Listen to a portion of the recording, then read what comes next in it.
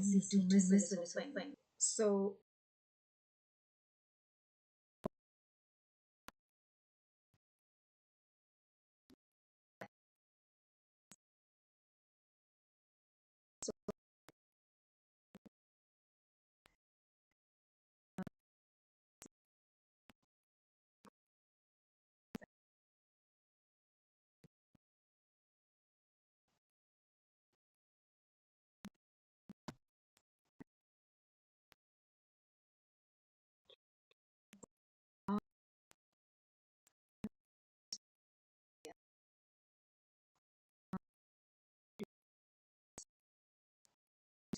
and output everything is desktop audio.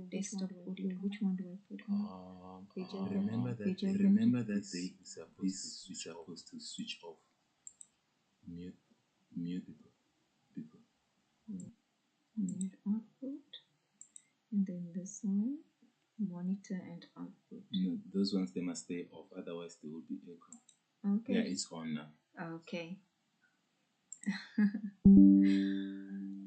No, this echo. It means you go back there where you were.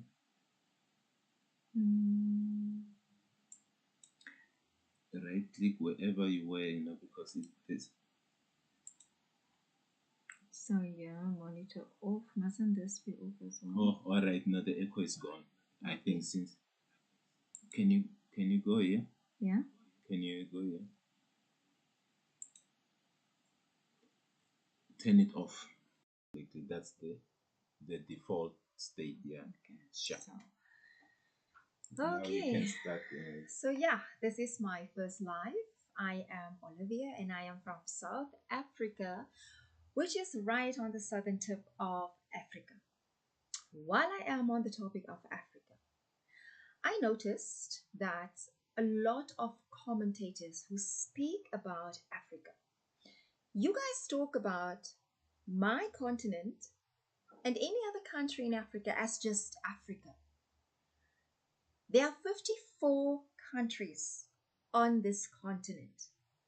And each of those countries, they have a name with a capital city. And it would be really nice if you can specify where in Africa you are. Another misconception I see is that I hear there's no infrastructure in Africa. It's like, I actually heard someone saying earlier in this week when I was watching a video on YouTube, someone was saying that people are drinking water from the sewage, right? It would be nice if you can be specific in which country, which city, or what area that is happening, because Africa is a continent of contrasts. Like, I live in South Africa, like I've just said earlier on, and I am living in the province of Gauteng. It's like it's a weird sound, and you have to be Afrikaans to actually, and even a bit of German and Dutch in Belgium, they are able to pronounce that sound. So I live in Gauteng, and it's close to what they say is the richest square mile in Africa. I live in Pretoria, which is close to Johannesburg. And interestingly enough, I just saw that there was some index where it said where expats they rate a city, and Joburg was like the worst. It did the worst of all the cities in terms of safety, in terms of just to be able to move in terms of safety and public transport, which I live here and I can completely agree with that, but I'm in Pretoria.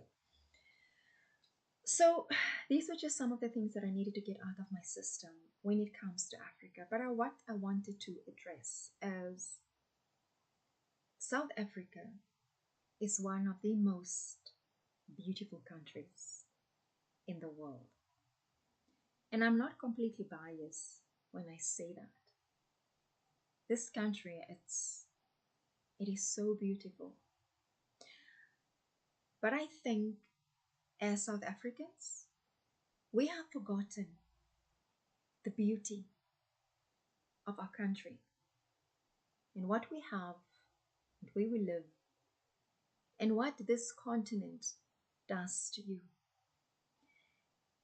Africa, it's one of those continents that you feel a personal connection.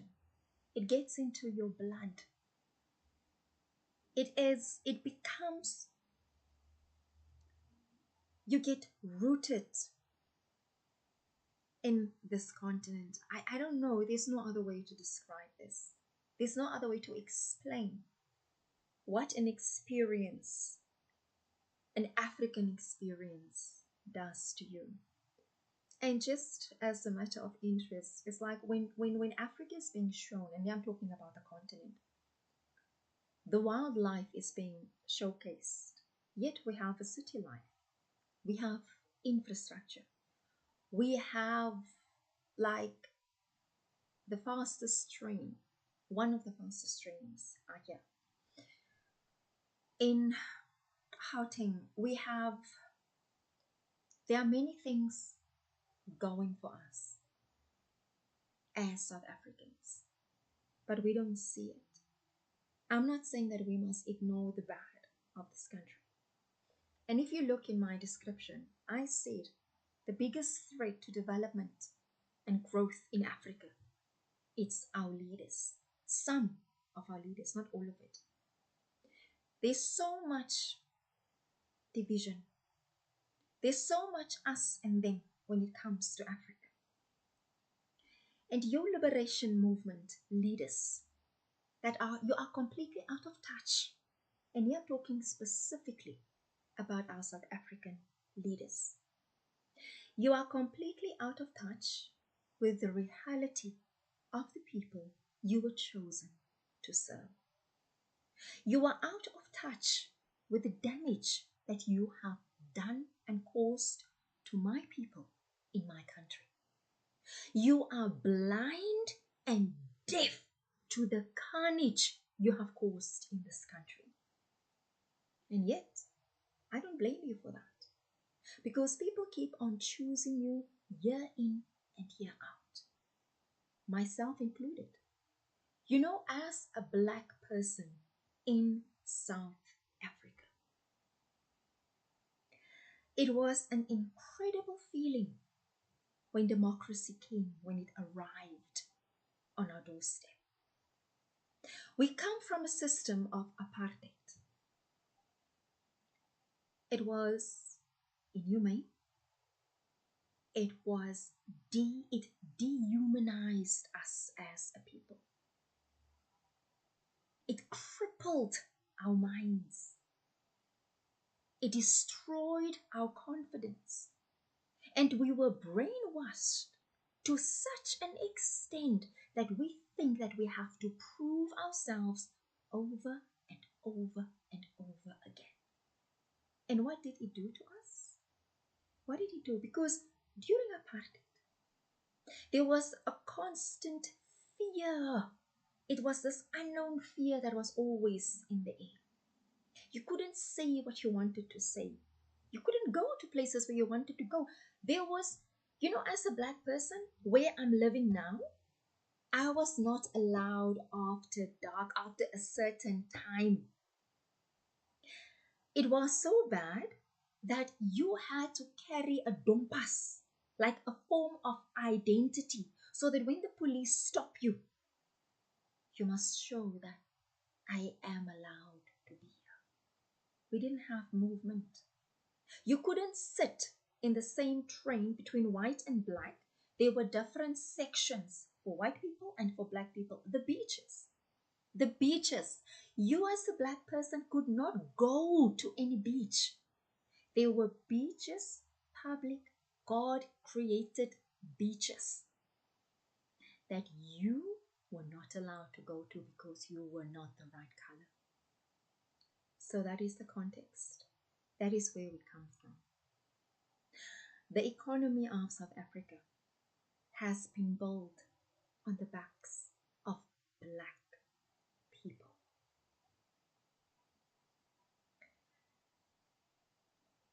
During apartheid, and I know many people will say that it's over, we should stop crying about it. It's water under the bridge. In terms of time, yes, it is over. But it's not water under the bridge because the scars and the damage that has been done, it stayed with us. So now what do? Because when democracy came and the people voted, like we were so proud to say the people have spoken. And of course, the majority of people in South Africa are black. And when I talk about black, and this is what I need to explain to someone who does not live in South Africa. When I talk about black in South Africa, you have clustered under black your Indian, colored, and your black people. Does that sound confusing? Because that is the system that all of us, we bought into. You know what I find shocking today is my teenage son and his friends, when they refer to people, they still talk about the black person, the colored person, it was a white person. And this is a new generation. Can you see how our minds have been crippled by apartheid? And you still tell me that it's over and done with? It's still in the minds and the hearts of people. The biggest power, amongst many other things, that it yielded was economic power. It limited black people. So now it's democracy, or we live in a so-called democratic society.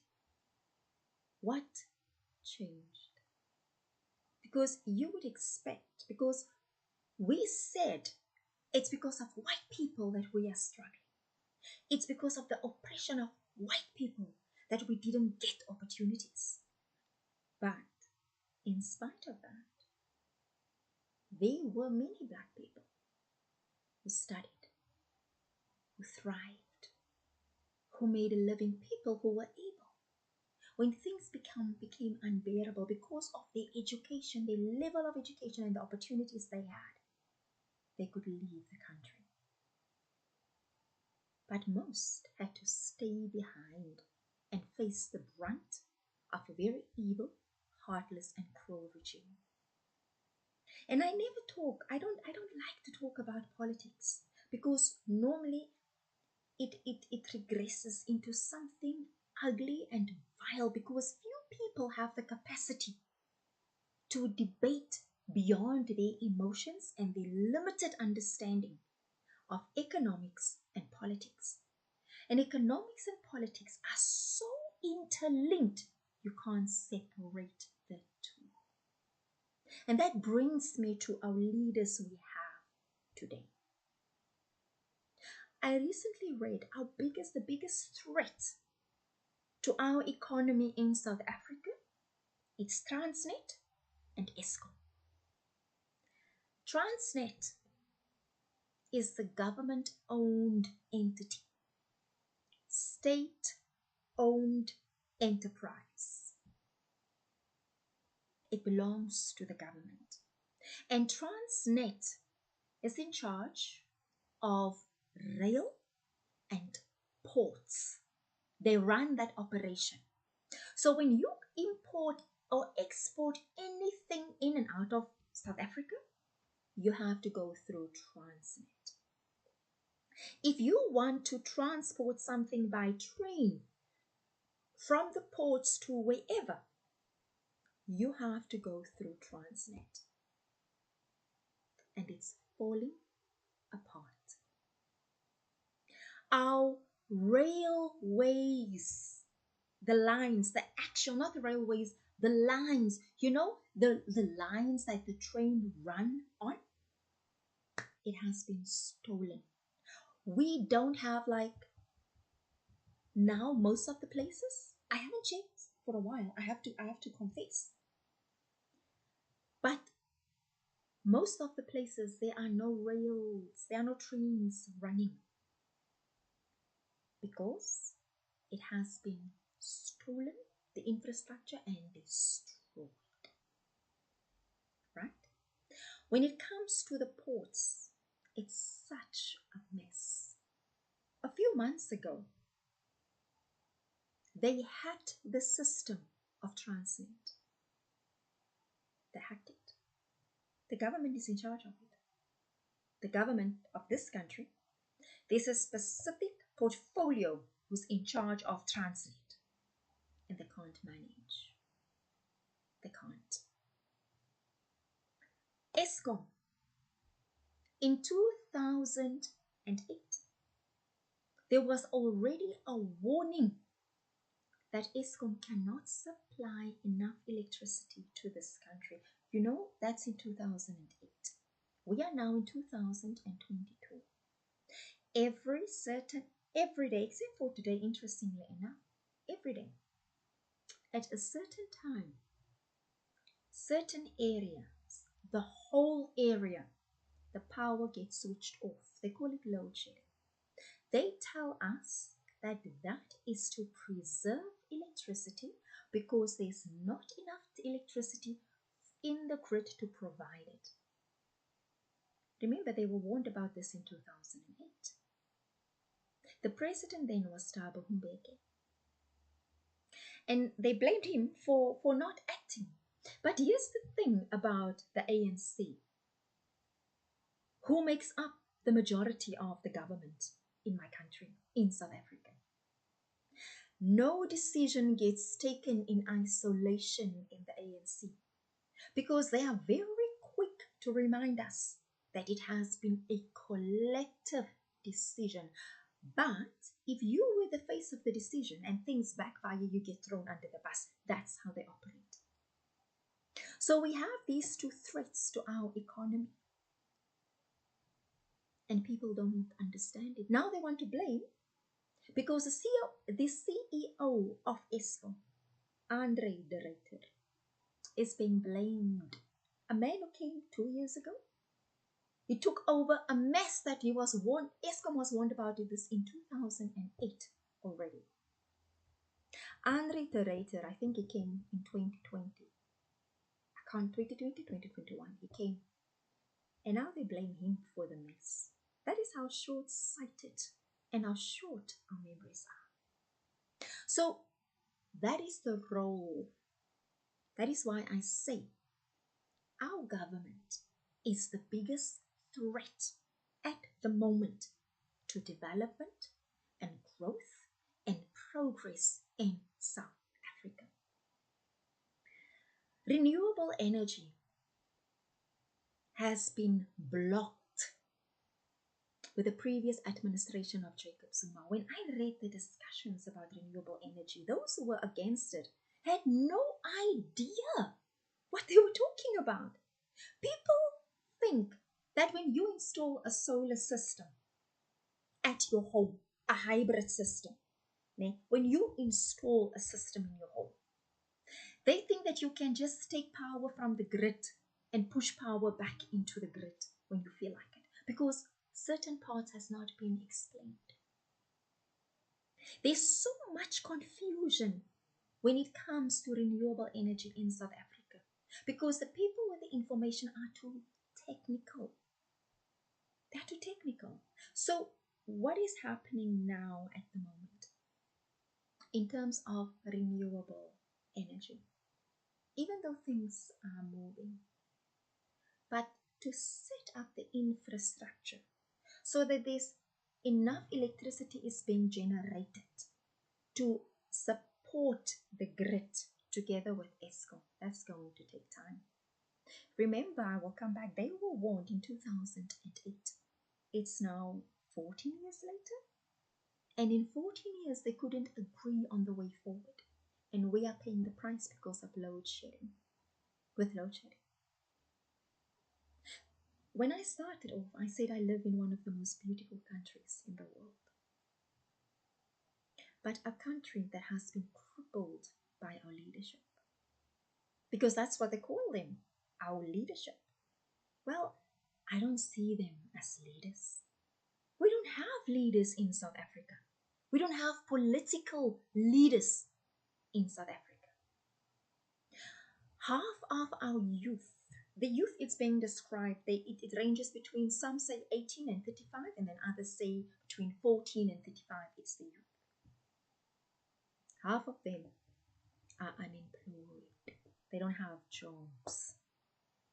That's the official number. It's almost 50%. But when you read the research even deeper, almost 50%, it does not include the ones who have given up on looking for jobs. The ones they don't have jobs, they don't this they've given up. They've tried everything. They don't know where to go anymore. Where does that leave us? Where? As South Africans, we have allowed ourselves to be crippled by the promises of our politicians. We have allowed our minds to be blinded and to be closed off by our politicians. And now people are crying about, they are desperate, and they are waiting on grants from the government. How far is a grant going to take you? How is the grant going to help you to grow economically, to provide for your family? You know, I grew up in a small town on the west coast of South Africa. And when I was visiting, there were three most beautiful little girls were singing in the park about a grant that they are waiting for. These three girls could not have been older than 10. We allow the government of the day to rob and steal our dreams because we have handed our power willingly to them. Let's look at xenophobia in South Africa. You know, the borders of our countries have not even been decided by Africans. And I'm sure it doesn't matter where you go in the world, the country that you live in, it's not the original borders. The borders were dictated by those who came and killed and maimed and raped and robbed and stole. And they determined the borders because these monsters negotiated with each other. And they came with the promises of civilization. It doesn't matter what country you go to, you will find that situation. So now, in South Africa, you find the hatred that South Africans, not all of them, not all, but many are feeling towards other Africans who come here looking for a better life. The hatred like, go home, you don't belong here. This is another African. And I find it interesting. The very same people who cry the loudest about colonialism are the very same people who are fighting for the borders created by the very same colonizers. Do you even know your history? Do you know who determined the borders of our country that you are fighting for?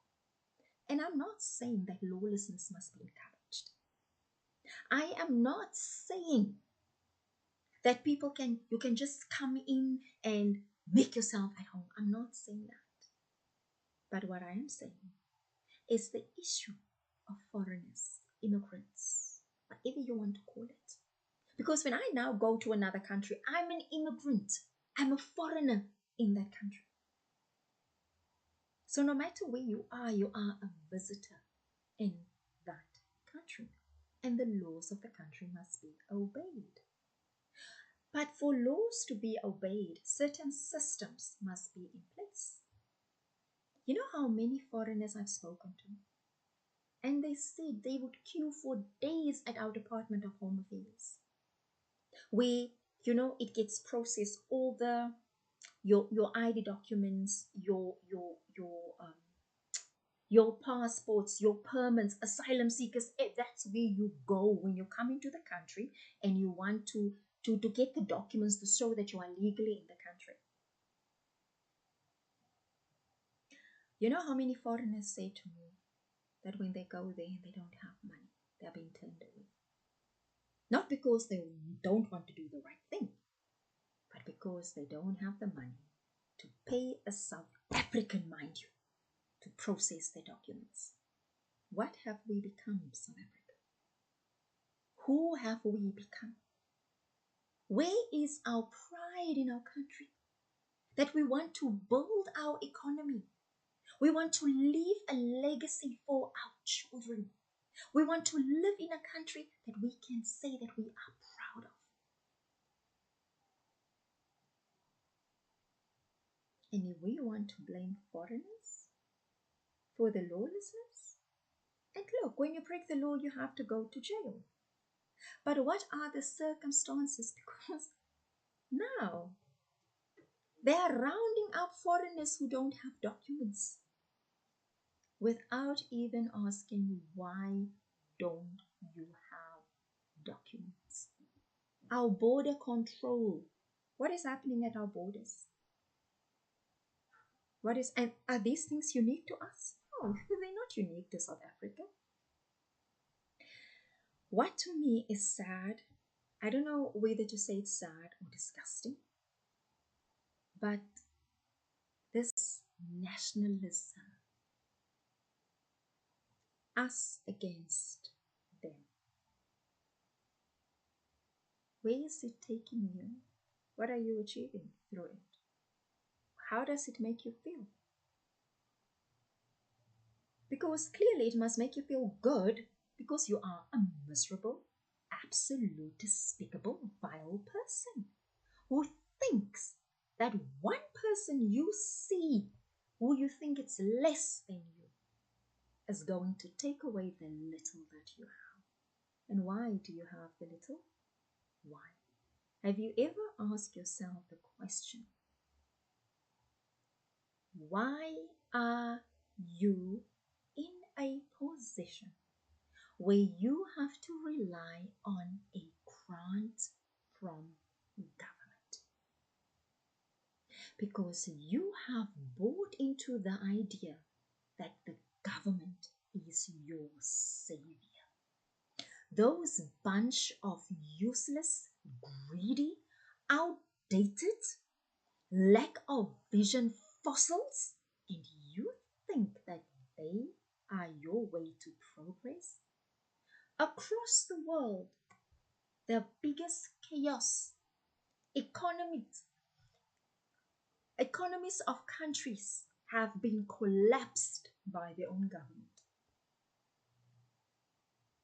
Governments, politicians are not businessmen. Politicians don't have the ability to generate money.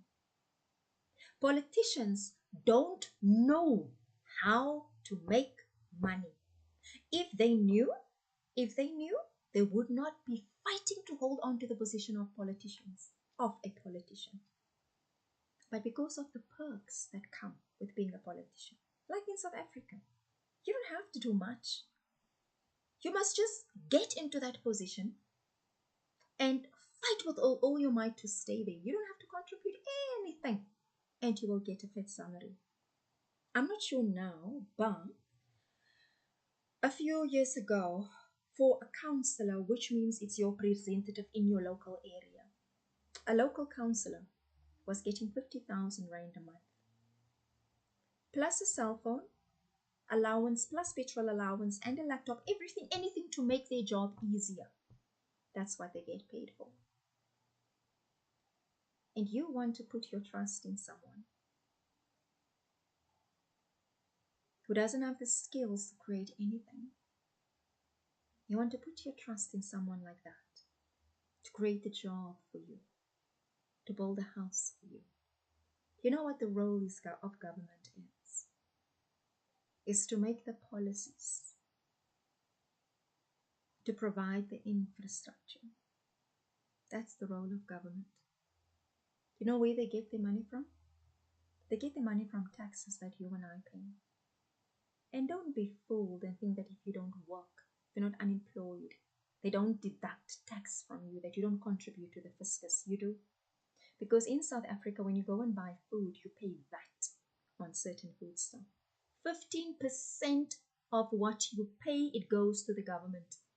When you take a taxi or a bus, anything that needs fuel, you contribute to the fiscus, because a certain percentage of that, it goes to the government. So you think that you're not contributing anything. You are.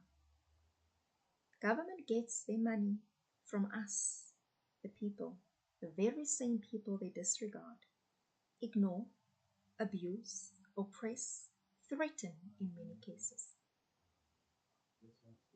If you do not speak the language that they appreciate or condone, life will not be easy for you. And that's governments across the world. So what can you do as a South African? What can you do to start changing things where you are?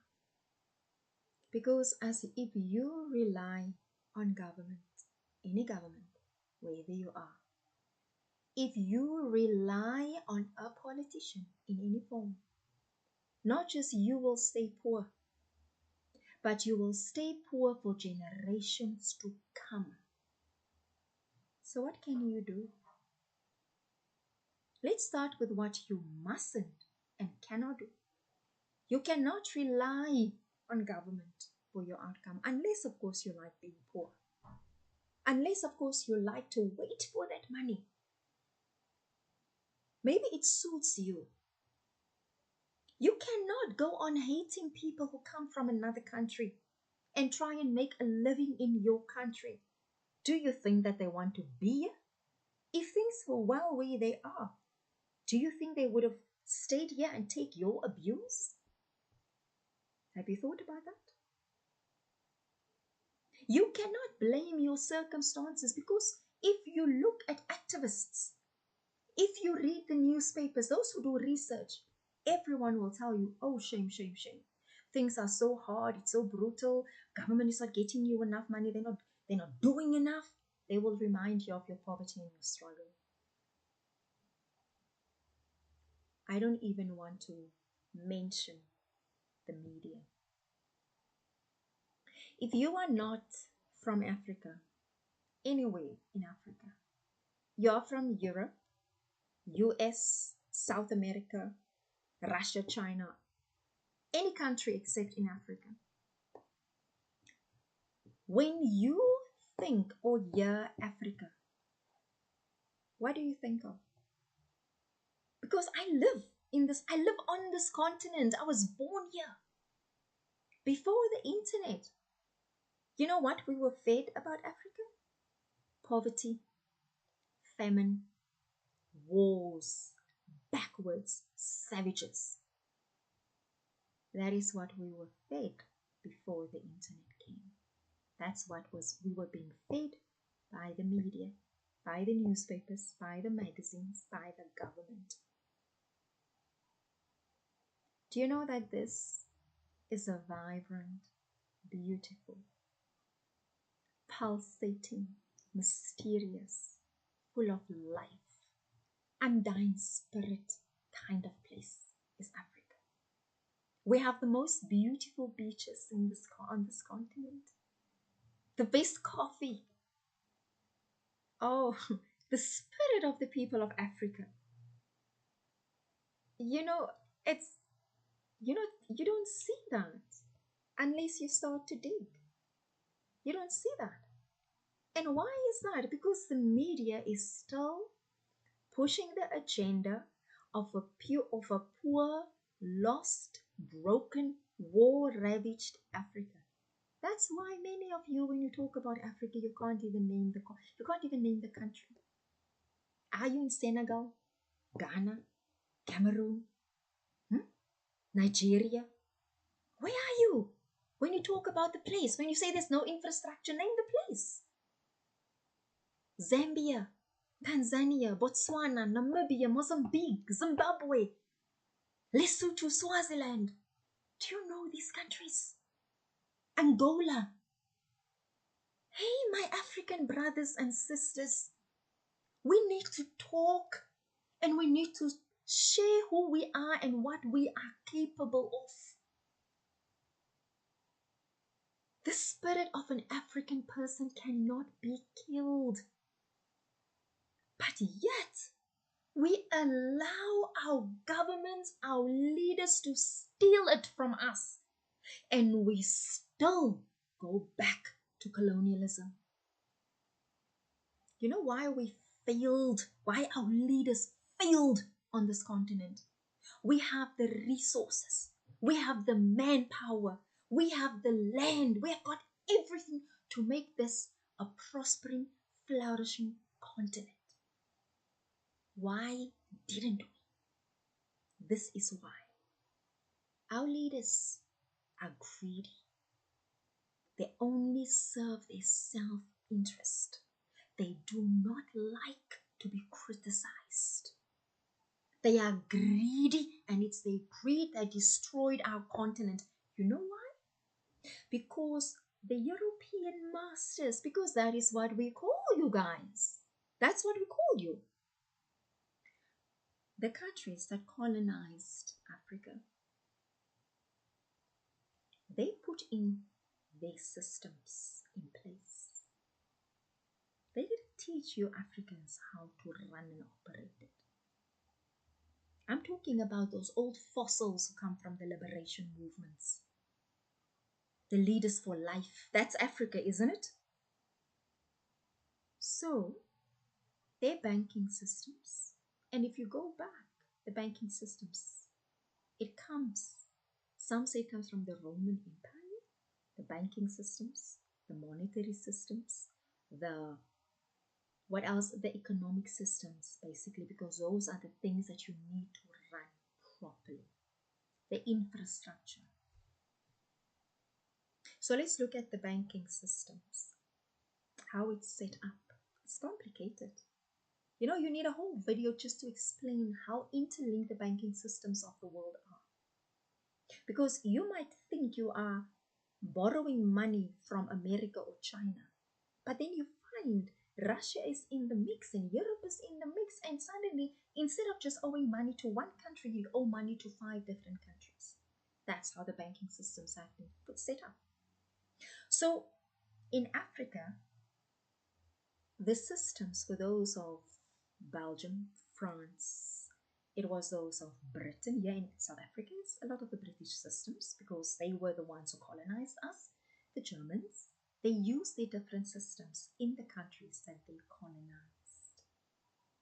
So now, finally, when liberation came, the Africans were never taught about those systems. They used the systems of the colonizers.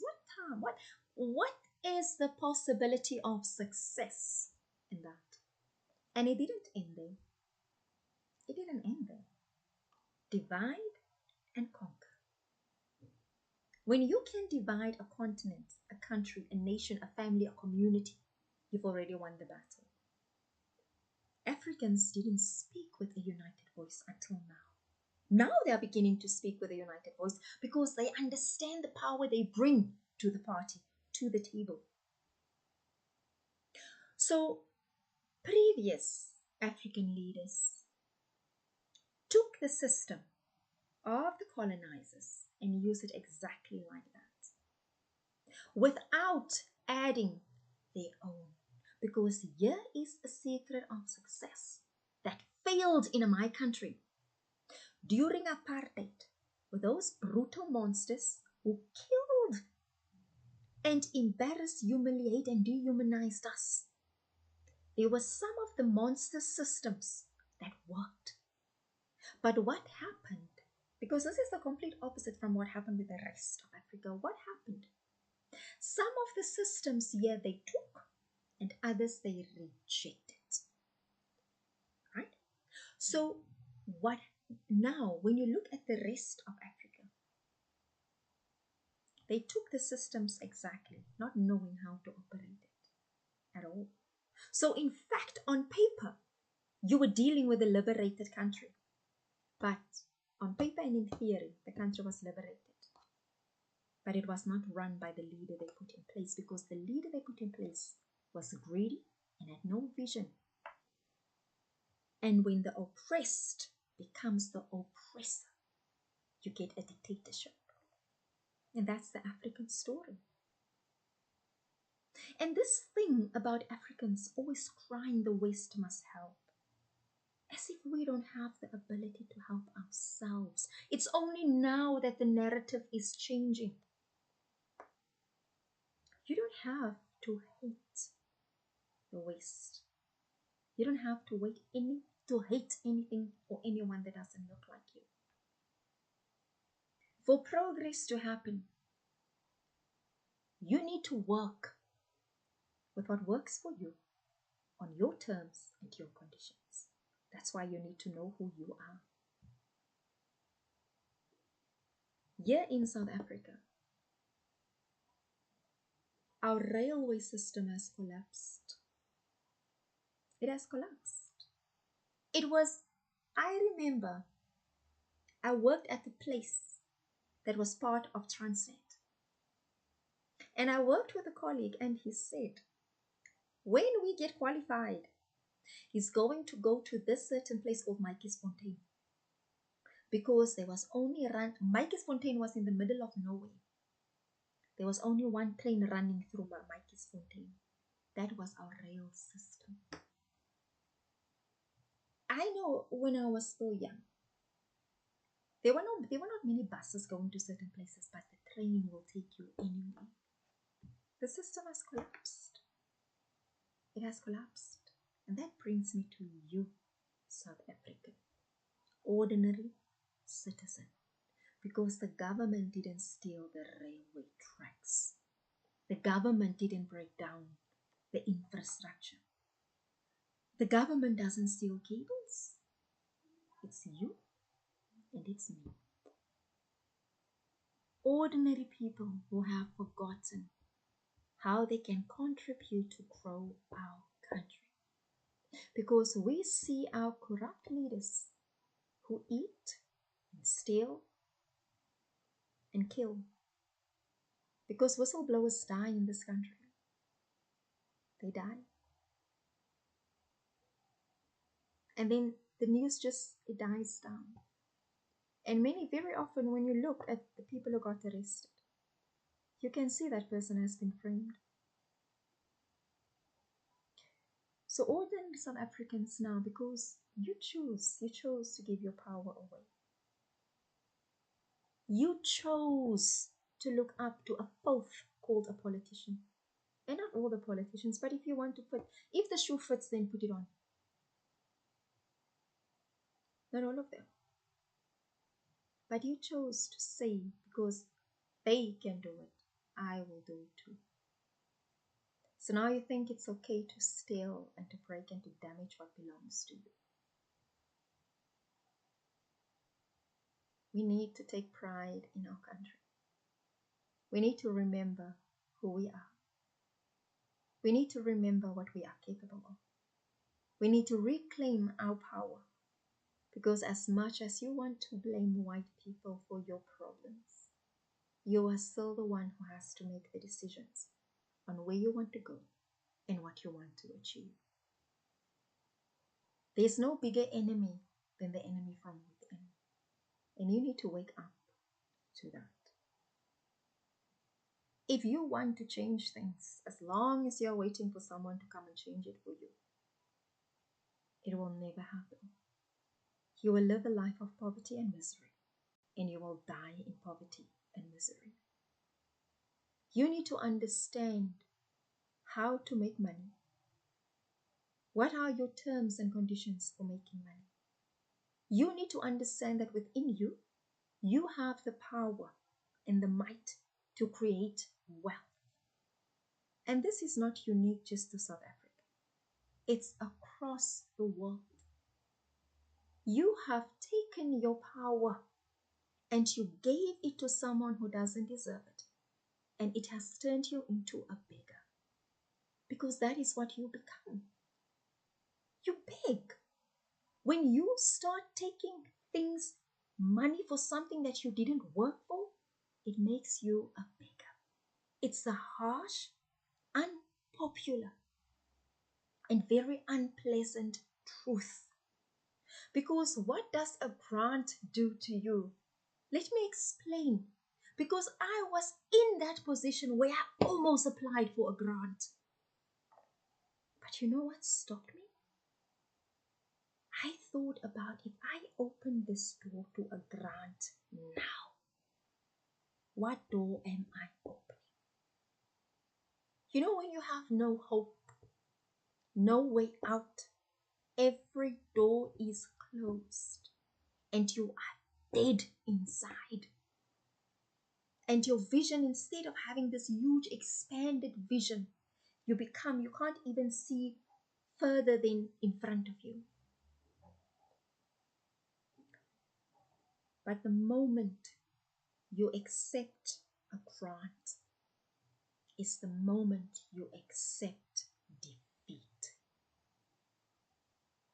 Because when you take that grant, you become reliant on the state. And once the state is the one who pulls your purse strings, you have lost the capacity to choose, to have an opinion, to see the truth, to question. You will accept everything they tell you, and it won't end there. You will begin to see everything as a threat. You will begin to hate prosperity in any form because you open the door to a grant from the government who doesn't give a shit about you. I'm sorry, I'm not sure if I'm even allowed to say that word. But they don't care about you. They don't care. We have our elections in 2024.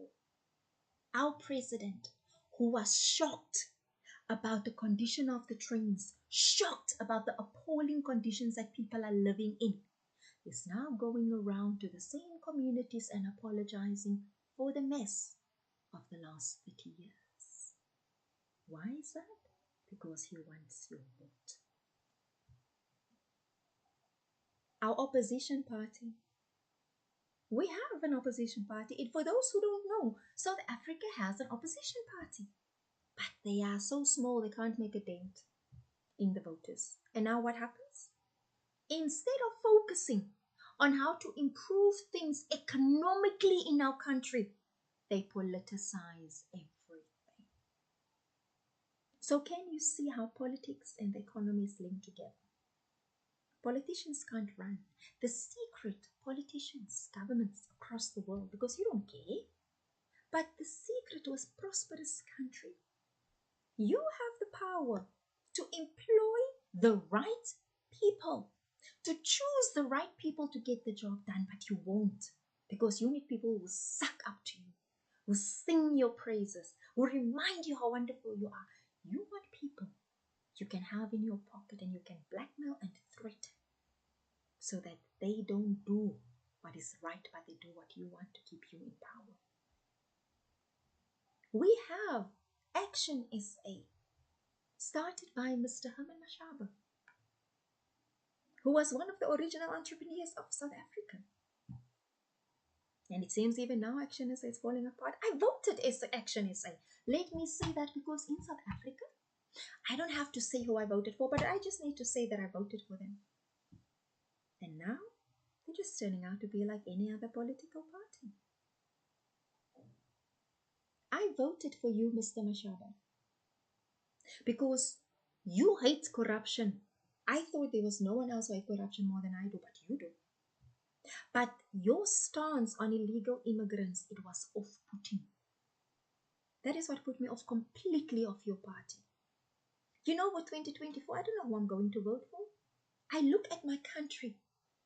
South Africa is bleeding. And I look at it and I'm asking, who am I going to vote for? To take this, who has the economic vision to take the country forward. Don't tell us about the ANC. The ANC is a mess. They are a lost cause. We know about them. You don't have to remind us. Who is going, not create jobs, because politicians can't create jobs, but you can create the conditions where jobs can be created. Who is going to create the conditions so that more jobs can be created? Who is going to start with the good news stories of this beautiful country? And I know I've been going on about the negative of South Africa, but there's so much positive. You know, you need to experience the spirit of a South African person. You need to walk on the streets of South Africa. I mean, I live in the city. Like, I can get now into a car and I can go to a lodge and you would think I'm somewhere in the wild. Within the city, there's nature all around us. You can drive from a nature reserve and you can drive to a shopping mall. That's what South Africa is. And by the way, we have malls, for those who didn't know. We have roads, for those who didn't know. And by the way, we have planes. We have different airports. So we have the infrastructure. But my biggest concern is, how do we liberate the minds of South Africans? How do we see the possibility of our country again? How do we build the economy? Not because we are waiting for government, but we start where we are. How do we do that? And that is my question. Because at the heart of everything, once you put money in someone's pocket, it gives you dignity. Because now you have a sense of, you're no longer a beggar. You don't have to look someone in the eye, but you work for it. And this is another thing I need to say.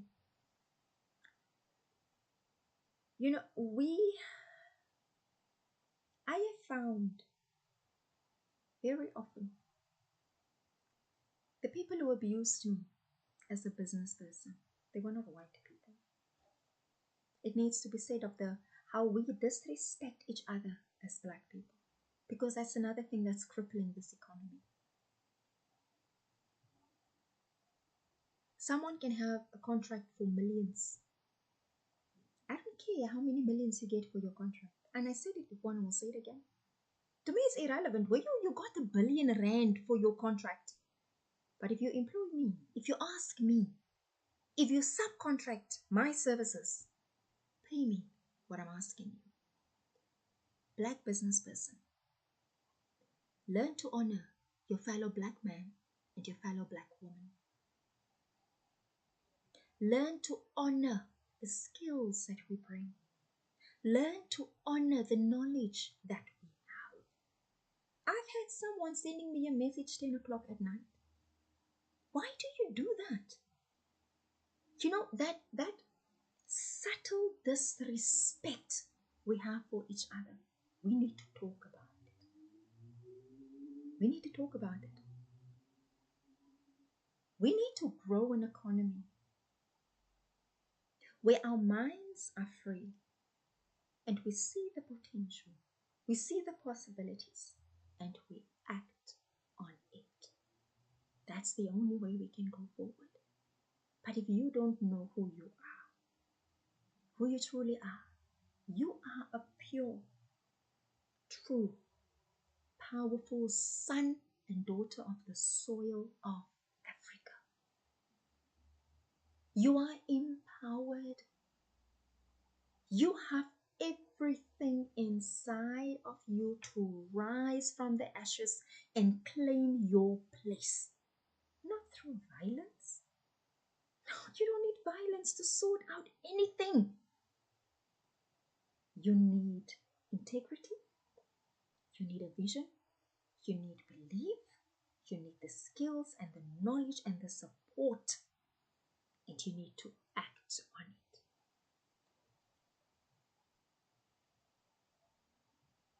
We are not here just because. We are here for a reason. We are here to make a mark in this world. And what I've mentioned now, it's not unique to Africa. It's across the world that the same things are happening. If I were to ask you now, when it comes to the leader of your country, are you proud? Do you feel inspired? Do they give you hope? So why is it that we consume so much of our time discussing these useless men and women who are supposed to lead us, instead of building where we are with what we have? Ask yourself that question. You have the internet. If I were to tell you now that you can start a business online, what will be your first excuse? Oh, I don't have money for bandwidth. Yeah, but you can send TikTok videos all around. You can watch YouTube videos. You can send WhatsApp messages, and those require bandwidth. If you want to change your situation, you need to change the way you look at things. You can either see what you don't have, and that is what everyone will remind you, or you can see what you have and what you are capable of. And what you are capable of might even surprise you. You are not helpless and hopeless. And these moments do come. I can say that with confidence. Your moments of feeling helpless and hopeless, they do come. Your moments of feeling heavy and desperate, they do come. Your moments where you want to give up, they do come. So the question is not, are they going to come? The question is, what are you going to do about it when they come? Because with all success lies the key of preparation.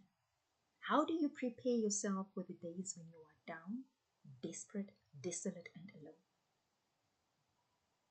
That is the big question. But we can no longer rely on politicians. We can no longer believe the junk that the media feeds us.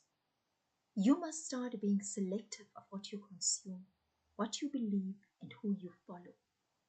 You need to question and dig to find the answers and look at the different perspectives. Because as much, like I am so sure that at some stage, someone will watch this video and tear me apart. I'm sure of that. But you know what? That's irrelevant to me. Because this is my opinion.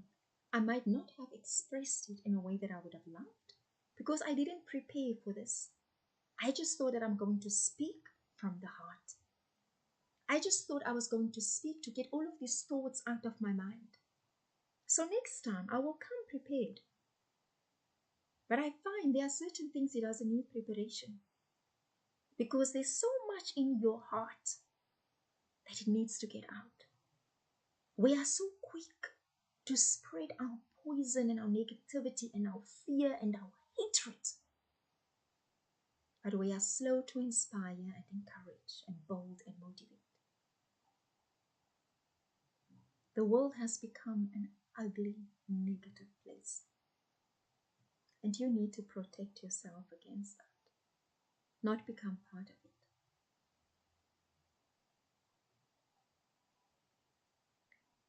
Who controls your mind?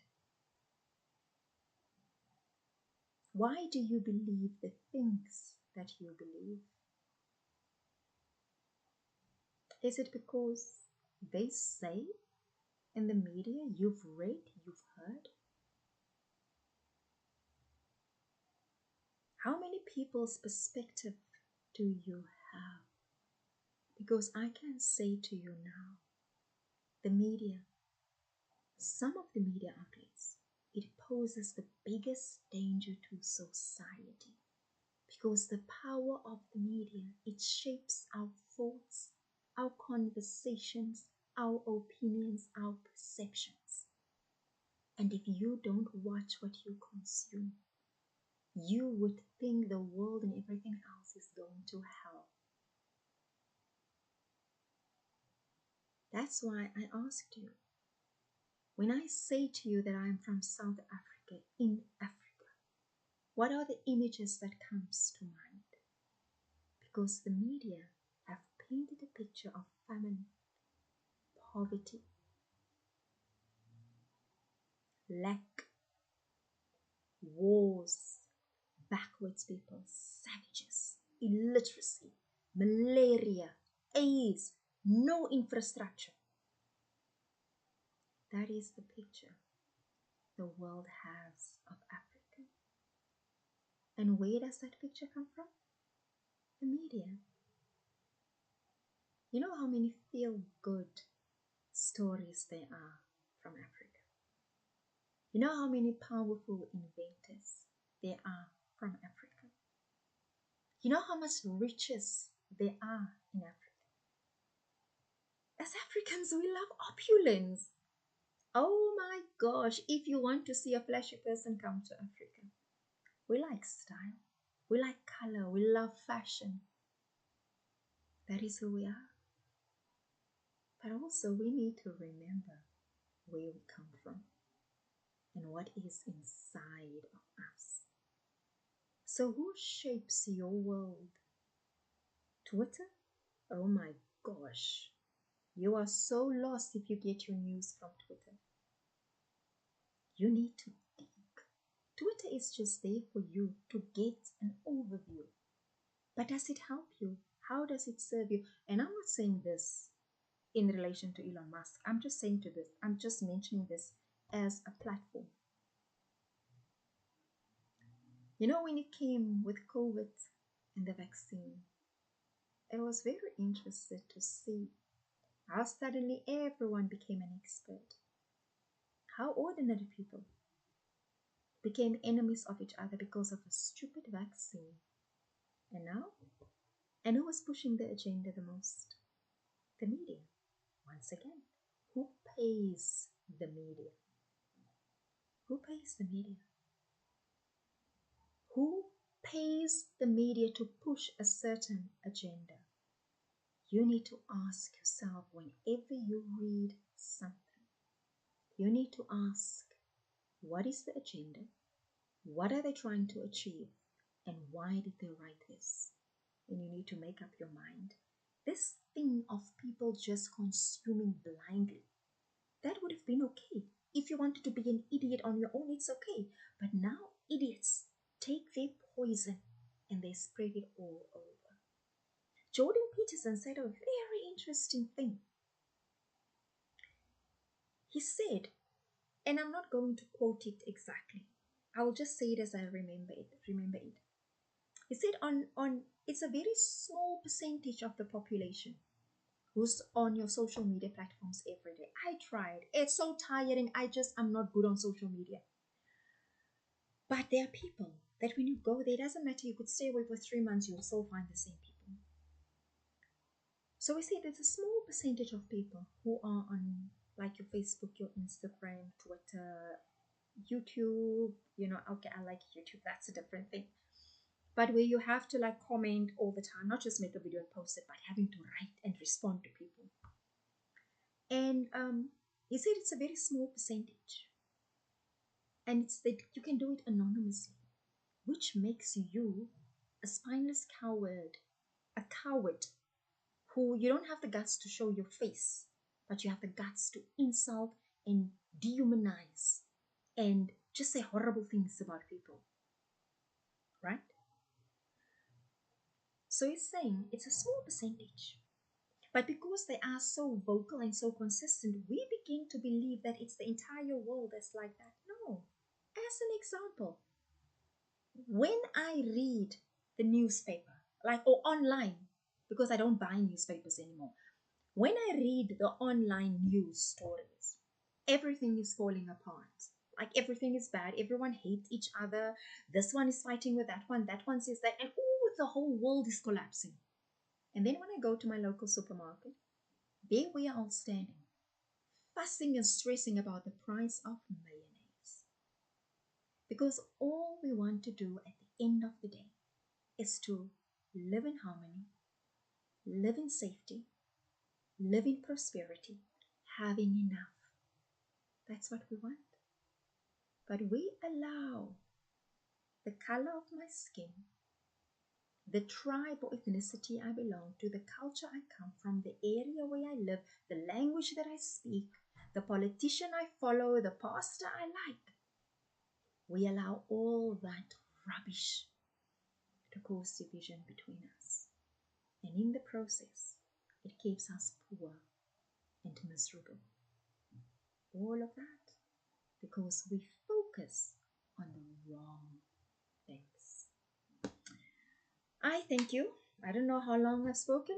I thought I was just going to give it a try for 2 minutes or 5 minutes or whatever, but thank you. Thank you for everyone who listened and it took part. This was my first live. It was my baptism of fire. Next time I will be more prepared and I will be more coherent. But thank you so much. I am Olivia from the beautiful sunny South Africa. I think I'm going to make another live and just show you of the area where I live so you can have an idea of what Africa looks like. But South Africa is in Africa, and Pretoria, the city where I live, it is in South Africa. So from beautiful, sunny, okay, not sunny, but from beautiful South Africa, I say thank you very much for listening or for watching. And you're welcome to leave comments or questions, or yeah, you're welcome to leave them. I thank you. I say.